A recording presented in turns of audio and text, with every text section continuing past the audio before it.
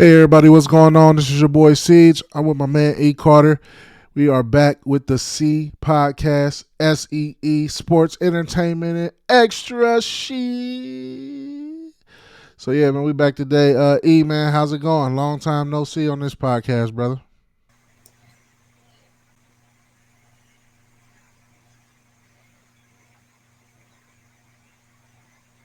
You there? Can you hear me? All right, it looked like E got Oh some. no, I couldn't hear you at all. How you doing today, brother?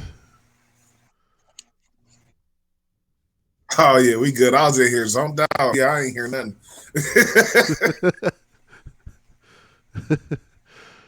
That's what's up, bro.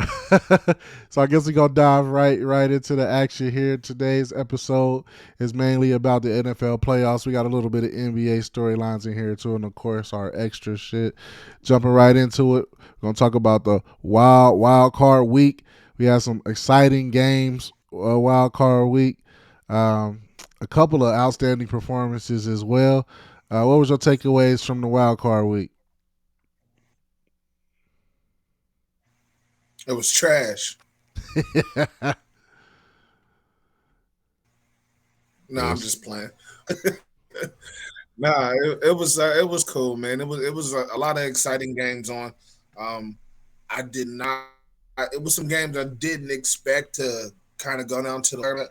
Like I didn't expect that Jacksonville game to go that way at all. I almost cut it off early. Well, I think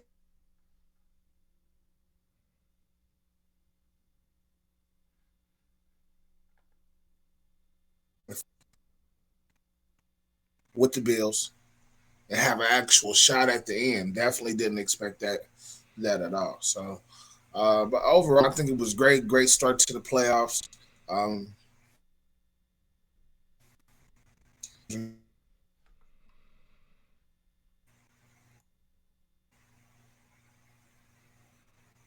Yeah, I feel you. Yeah. I think Jacksonville we get definitely was a surprise, yeah. especially you was cutting out, but I think Jacksonville was a definite surprise in terms of how they came back. They threw those four early interceptions and then was able to rally from that, which also shows a lot of uh, a lot of what they like to say moxie when it comes to Trevor Lawrence. I don't necessarily like to use that word, but I guess resilience would be a better word. In terms of Trevor Lawrence, we'll see what he do up against what he does against Kansas City on Saturday. But that should be a very, very interesting game. If he throws four interceptions against them, it might get ugly and stay ugly, as the Chargers couldn't necessarily keep it ugly against Jacksonville last week. New York, the Giants, they played very, very well. Well, Daniel Jones played very well, which was unexpected, but they got it. They got up and they won the game. His running attack was awesome in terms of how he ran, Daniel Jones. So that was awesome. Cincinnati did what we thought Cincinnati technically should do against a Tyler Huntley led Ravens team, but the Ravens still played them tough, and it's a lot of speculation on whether or not they would have won, with Lamar Jackson. That we don't know that, but the way that they played, they definitely hung in there against Cincinnati, and Cincinnati was able to pull that off. And then Dak Prescott, his performance was exceptional, and definitely didn't see that coming against Tampa, even though I did not expect Tampa to win. So those were the main takeaways from the wild card week. I don't want to hash too much on that without E here, because I know he wanted to go off about his team. So I'm just move along. I'm not going to dive too much into last week. I would rather talk about the next this week coming up, which is the divisional round of the playoffs. We got some interesting games here, and I'll start with the least, what I think is going to be the least interesting, which will be the Jacksonville and Kansas City. I don't expect Jacksonville to be able to repeat that comeback performance against a team like Kansas City, especially with the resiliency I used against or used for Trevor Lawrence in the last round. I think that we've seen Patrick Mahomes have that type of resiliency in the past, and he obviously has a Super Bowl and an MVP. So I don't expect if Trevor Lawrence makes any of those mistakes, he can make half the mistakes that he made last week in the first half. If he makes those this week, then I think it's going to get real ugly. I will say Jacksonville's defense plays better than you would expect. They don't have a lot of names on that defense, and it is a young team, but that defense does play particularly well, especially through the second half of this year. So yeah, that one is the least interesting of the games. I'll go to the next least interesting game. I guess a little bit more interesting than the Jacksonville and Kansas City game will be the New York Giants and the Philadelphia Eagles. This one is interesting because one, it's a division game, and I know people are saying, yeah, they beat Philly last game. Well, they beat them without the starters. They didn't have Jalen Hurts and a lot of the starters in for the Eagles, so that makes this game interesting. And it's also a division game. All teams all teams play their division opponents tough. And it typically doesn't matter what state that current team is in, unless you got, I'll use my own team that I love, for example, the Cleveland Browns. Ben Roethlisberger, I think we only beat him two or three times, or two times before the Baker Mayfield year when we beat him and then beat him in the playoffs in the first round. So it typically doesn't matter though what state a team is in. You always play those division opponents tough. So that's the reason it should be interesting, and we'll see what that Philadelphia Eagles secondary, what they'll do against Daniel Jones in terms of him being able to throw the ball well like he did last time. They're gonna have to stop that running attack though. And since they can run it themselves and they see it in practice and in scout team, they definitely should be able to do that there with those New York Giants. All right, so the next interesting game I would say is the Cincinnati and Buffalo game. We all know what happened a few Mondays ago with Damar Hamlin, and as tragic as that was in terms of the football game itself, it got postponed or canceled, or eventually got canceled, which makes this a little bit interesting because you have that Cincinnati had a lead in that game. A lot of Cincinnati fans were a little up in arms about having to play it in a neutral site. So they're playing it in a neutral site, and that makes it a little, that makes it interesting from the simple fact you never know what could have happened if you play one team or the other in their home stadium. So you got that going on for you as well in that game. Also, we've seen Cincinnati with, we say, a lackluster offensive line, and they're still able to get it done with Joe Burrow. Well, we'll see how that happens against, or what'll happen against that Buffalo Bills defense, who has some decent secondary pieces. They also do not have Von Miller, which we'll see. Well, they haven't had Von Miller, but they don't have him now, especially when they need him against the Joe Burrow, because I don't necessarily think they'll be able to make Joe Burrow throw off platform enough to be able to make this game, to take it out of reach. And you're going to have to take it out of reach against Joe Burrow in order to feel comfortable. So we'll see what happens in that particular game. And I'll make predictions after I get done with this last one here. This one is the most interesting game to me, and that's Dallas at San Francisco. And this is why. So you have a quarterback who comes in Brock Purdy, and he's played exactly how you would expect, how you would dream of a young quarterback to come in and play. Like this, when teams draft quarterbacks, this is the ideal way you would expect a quarterback to perform, right? You just come in, it just moves along greatly, it keeps moving along well, you know what I mean? And you're gliding into the playoffs. You got the top seed, just breezing on through. You know what I mean? And you have an exceptional defense. You have an exceptional running game. It's just a perfect scenario. What you would want or dream of a quarterback, how you would want a quarterback to perform, right?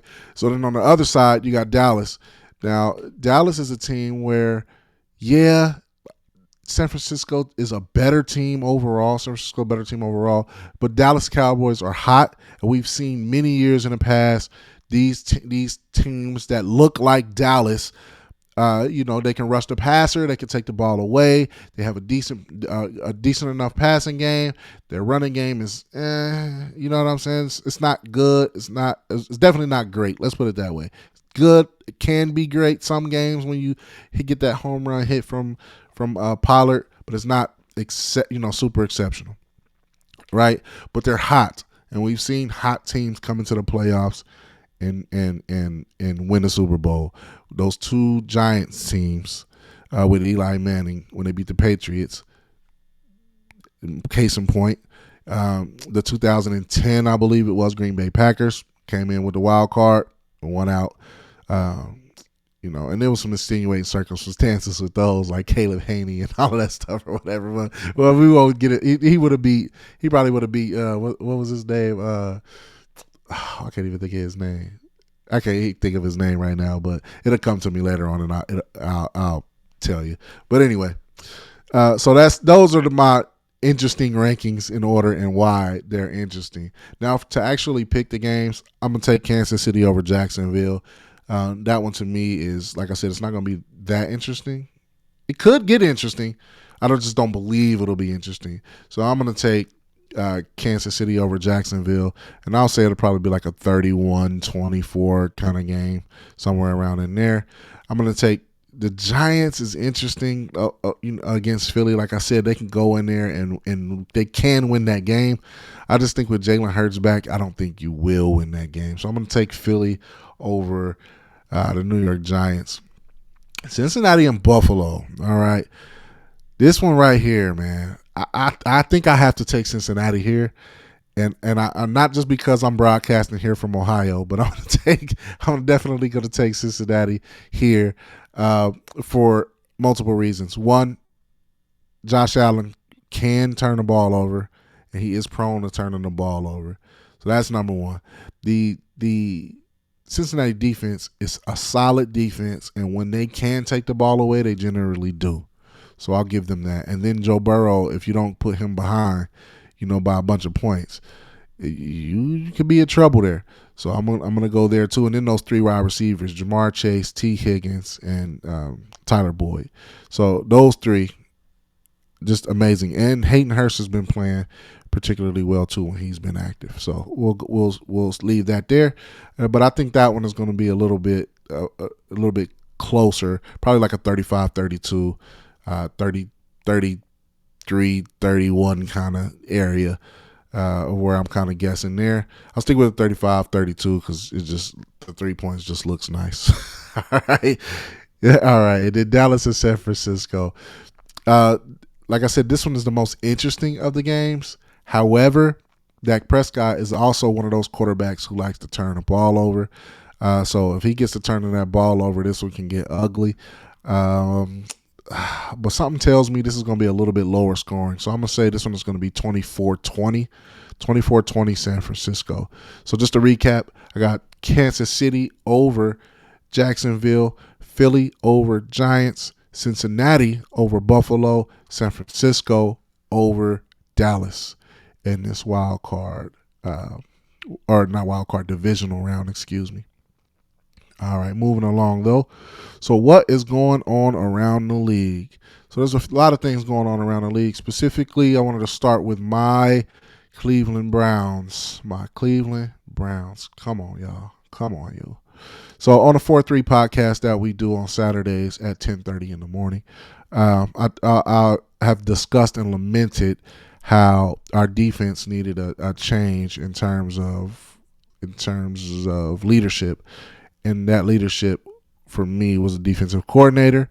We have hired a new defensive coordinator in Jim Schwartz, and it does appear that he's going to keep that 4-3 intact. He's going to run it a little wider, run that wide 9-4-3, which shouldn't change it too much. I think the main thing for me was just our effort on defense, and that if that elevates, I think with the players that we have, we could definitely make the playoffs this year. That defensive effort was very, very lackluster this past season.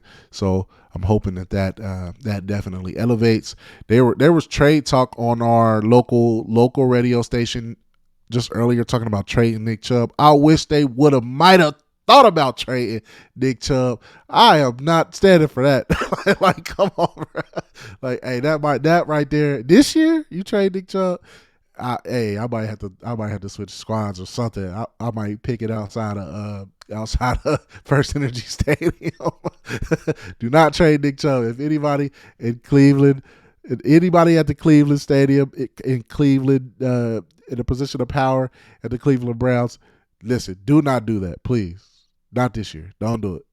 But anyway, that's my rant there about the Cleveland Browns. Next, Aaron Rodgers. Aaron Rodgers is an interesting story because he keeps coming out saying, like, leading himself into retirement or not retiring, or this time it's, I think I can still win an MVP with the right pieces around me. I'm sure you've heard other podcasts and other pundits speak on this. I think it is hilarious. And number two, let me start with that. I think it's hilarious. It's hilarious because they keep allowing this man to do this to them, right? So he keeps on saying he wants to leave, or he's going to leave, he's not going to leave. Now he's coming out talking. It came out earlier this year or last year talking about ayahuasca, how he was just doing this hallucinogen or whatever. And now he's saying, I could win another MVP if I'm in the right situation. Well, you have MVPs in this situation, sir. So what are you talking about? So if I am a CEO of Green Bay, he is out of here. Like, I'm just sick of this dude. Like, we got to figure something else out. Like, this is just too much. It's getting too much. And then 50 something million on the table. Like, yeah, nah, man, you're doing too much with my 50 million. But anyway, that's just me. I'm getting tired of Aaron Rodgers, the Aaron Rodgers news, but I had to bring it up because it's actually kind of hilarious. I could win MVPs in the right situation. No shit, sir. You already have MVPs in the same situation that you're in. You actually had two back-to-back MVPs last year and the year before. So we get it. We see. We understand. Like, you don't have to keep telling us. We're not stupid. But anyway, that's the Aaron Rodgers part of this. And then Tom Brady is interesting as well for all of the obvious reasons. He is talking about he is going to evaluate a situation. We all know he retired at the end of last season, and then he just came back a few weeks later. He said he had unfinished business. There's speculation that he could be going to other teams like the Raiders. He wanted to go to he tossed the idea around of going to Miami, a few seasons ago before he went to Tampa, and also the 49ers. So it's real interesting on what the Tom Brady situation is, because you're seeing how he didn't play well this season as we're accustomed to seeing Tom Brady play. So is that a situational thing with the offensive line, and he's not having the time? He obviously doesn't want to get hit as much. So that's one of those things as well. Where is Tom Brady going to go? Does he make them marketably better? And where does he go? Or is he retiring? And if he's retiring, then we'll see him on Fox, because he has a $400 million contract on Fox analyzing. So where's it going to be? TV or with another team? So we'll see. I think it's interesting too, and I do have to say this information right here I got from Skip Bayless, following him and listening to shows, the podcast that I listen to here and there. He stated that they do want him back in Tampa, so he could end up staying in Tampa. But I just wanted to give that credit there because that's where I got that information verbatim. Alrighty. So that's what's going on around the league, at least the things that are interesting. One more thing. Brett Maher, he missed those four extra points in the divisional round. Forgot to mention that, or the wild card round. Forgot to mention that. That was wild. But they are going to stick with him, even though they brought in another kicker apparently. So that's interesting, and we'll see what happens with that kicker situation at the end of the season, and we'll see what he does against the 49ers, because who knows, it could come down to a field goal, which also makes that game more interesting. All right, so moving along here, talk a little bit about the NBA. We're going to talk about NBA storylines. There's not a whole lot of NBA storylines, today that I wanted to discuss. I do want to give you just a brief outlook on the standings here. Uh, my Cleveland Cavaliers are fifth. Yeah, I jumped the Miami Heat because I just wanted to say the Cleveland Cavaliers are fifth. Again, the Cleveland Cavaliers are fifth. Last year I got hyped a little early, and we were third in the standings, and then we ended up in a play-in tournament. So hopefully that doesn't happen. The division is tight, or the conference, excuse me. I'm saying division because I'm thinking I'm still talking about football here.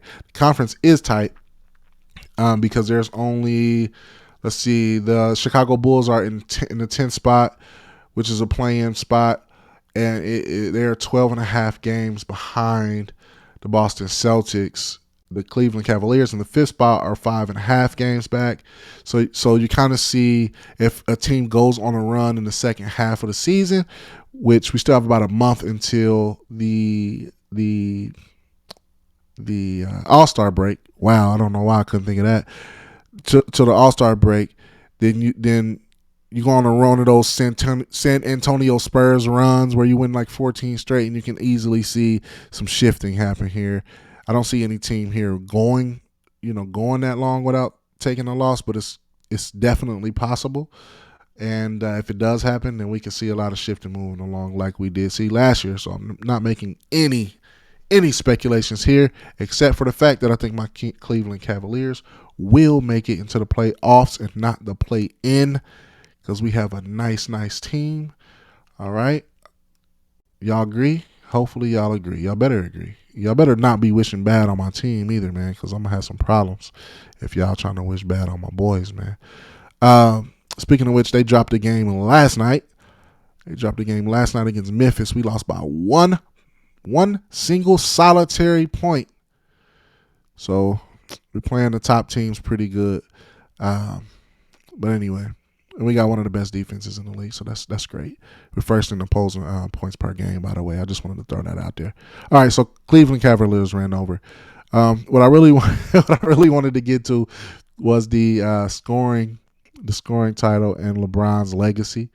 And when I say scoring title, I don't mean this season, because he is about 29.8 points per game, about 30 points per game if you round up. And Joel Embiid is like 33.6 or 33.6, which puts him at 34 if you round it up. And I don't see LeBron making up that ground making up those 5 points. He would have to go on a tear to make up those 5 points and to average out over that 34, or Joel Embiid would have to crash, and Luka, because he's in that range too. Or no, Luka is leading, I do believe.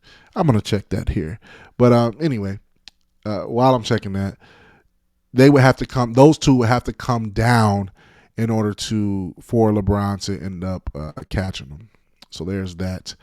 Also, Jokic has become the all-time leading assist leader, according to NBA.com. So that's an interesting note there. We'll see where he ends up all-time on the assist list. He definitely can pass the ball. Is top 10-ish? I don't necessarily see that, but it's possible. As team players get older, they start to rely on those other abilities a little bit more. All right, so LeBron's point chase and LeBron's legacy. What does LeBron's point chase mean to his legacy? Well, there's a lot of people who say it means nothing to his legacy. It won't make him the GOAT. I think it adds to that GOAT conversation, and here's why. So the longevity of which he played, the high level of which he played, then he'll be top 10 in points, rebounds, and assists. I think he has more assists than Magic, more rebounds than Bird. He'll have more points than everybody. So those players that we typically put at the top of at the upper echelon of the greatest of all time conversation, who have more of those accomplishments than them. Now there are other players like Jordan who has more defensive all first teams, more defensive players of the years, more scoring titles, and those accolades also can diminish that LeBron's legacy. But does the point chase add to LeBron's legacy? Absolutely. People stop saying it does not. LeBron is the greatest, if not one of the greatest players of all time. And we can argue until the cows come home about who's greater and why. There's only three people for me in that argument who can be in that argument, and LeBron is about to pass one of them in points. So, and yes, Kareem can be argued as one of the greatest of all time. Or Kobe too, of course. Dang, man, there's three people that play for the Lakers, and if you add Magic, four, who could be argued as the greatest of all time. That is crazy. Yeah, that's crazy. Even though LeBron would not be considered the greatest Laker, so don't put words in my mouth. But yeah, anyway, y'all get what I'm saying there. Alrighty, so moving along to the last and our most favorite topic here, generally on sports entertainment and extra, she is the Bank of America. Bank of America they lost a lot of people's funds due to a Zelle mishap with Zelle, and they did say that it was rectified. But that is so scary, and I think that I brought this up because it's scary. One, because people woke up and couldn't pay their bills. Not everybody's a millionaire or has money in diversified portfolios where money is everywhere or anything like that. So it's scary from the sense that this institution that people are supposed to be able to trust can just lose your money, even though they fixed it. Or they said that they fixed it. I haven't seen in a report otherwise, or anybody complaining that they haven't received their funds back. So it seems to be fixed. But it is scary because the institution is supposed to be an institution that you're able to trust. And I think that one of these type of situations can definitely shake the trust in this particular banking institution, and then any bank institution in general. Any bank institution in general. And I'm having an issue with a specific bank that I just put some money into not too long ago. I won't discuss the name of the bank yet because I want to give them a chance so we can get this rectified. But everything else seems to be fine with them, except for having a locked account issue. But we'll see. We'll see how that handles, and then I'll update y'all, and so I can give them some kudos. But anyway, it's definitely a situation where you can shake the trust in the public and in public opinion when it comes to losing people's funds. But anyway, that's all I wanted to get to today. I didn't want to keep y'all too long, especially since I'm by myself. I'm gonna keep the show shorter. I hope y'all enjoyed it. Sorry for the technical difficulties. Shout out to E. Carter, always coming in and touching base with me when he can, and when we make this thing work, it really works well. You can follow us at The Link Entertainment LLC on YouTube and on Twitter, Facebook at The Link ENT LLC, and Instagram also at The Link Entertainment LLC. As you see at the bottom of your screen, please like, share, subscribe, hit that notification bell. If you have any suggestions for the show, you can always hit us on any of those platforms to let us know. We love y'all. Y'all stay cool. Go Browns in the future. Don't trade Nick Chubb. Much peace, love, and power to everybody. Y'all have a good one.